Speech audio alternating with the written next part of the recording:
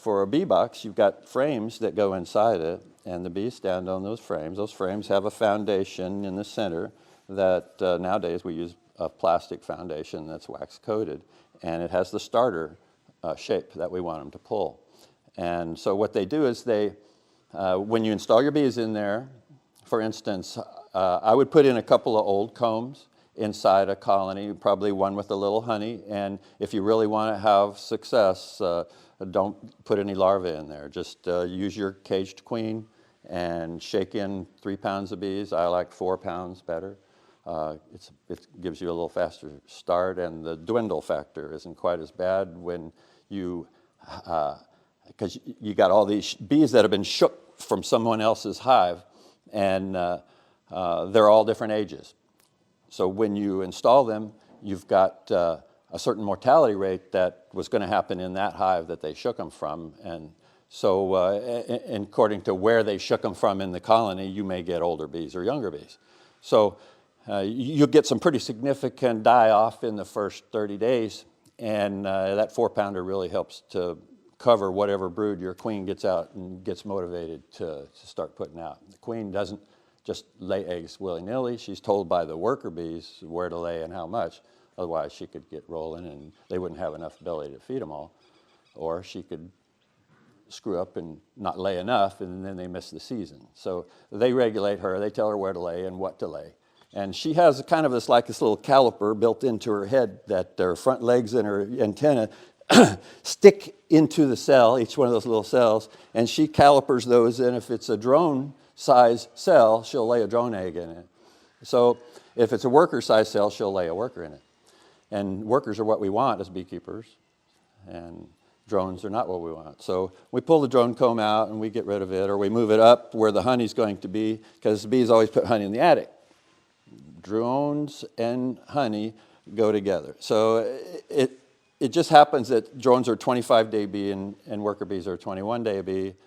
That's how long it takes them to go from being laid as an egg maturation cycle, kind of like a chicken egg. This turnover that's constantly happening, and the queen stays ahead of that. She can lay up to 1,500 eggs a day during the really good part of the season. And when the orange trees are blooming, that's the really height of the season. They're really working their hardest right then.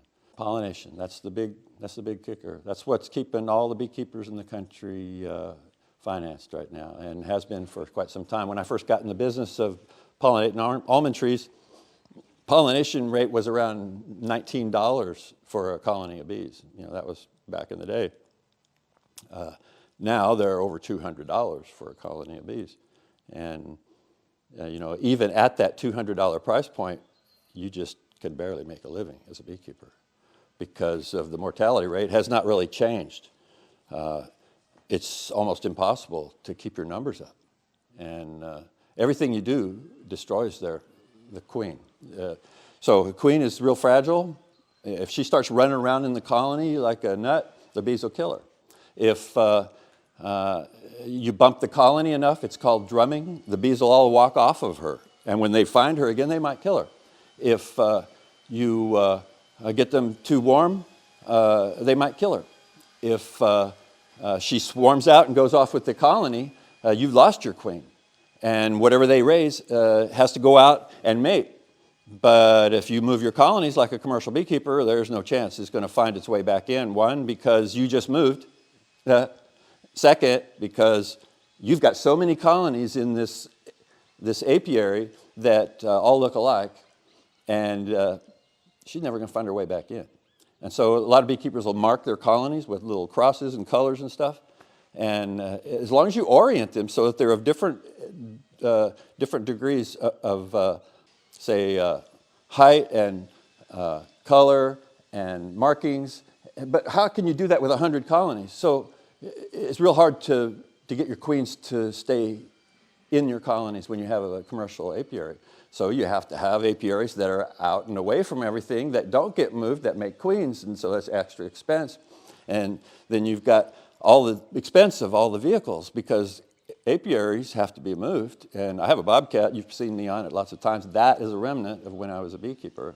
And you pick up 4-way pallets or 6-way pallets and load your truck. You get $5 a gallon diesel fuel if you're lucky, and you have to drive them a considerable distance to find a place where they're either one, out of the way from pesticides, or two, near something where they can forage, or three, getting some pollination services.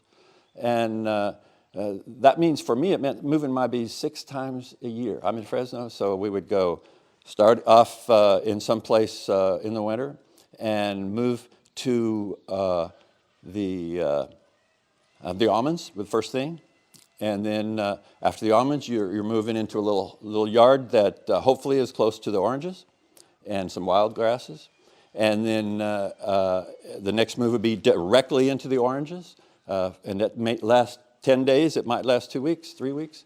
And then as soon as they cancel that day that you can be in the oranges, they're going to spray. So you got to immediately move. So you may have to shorten that because you can only move so many at a time. If you put 1,000 colonies in there, you got 10 days of moving if you move 1 load a night. Or 2 trucks, you can move 2 loads a night. Or 4 loads in a night if you're real eager. It wears you down as a beekeeper.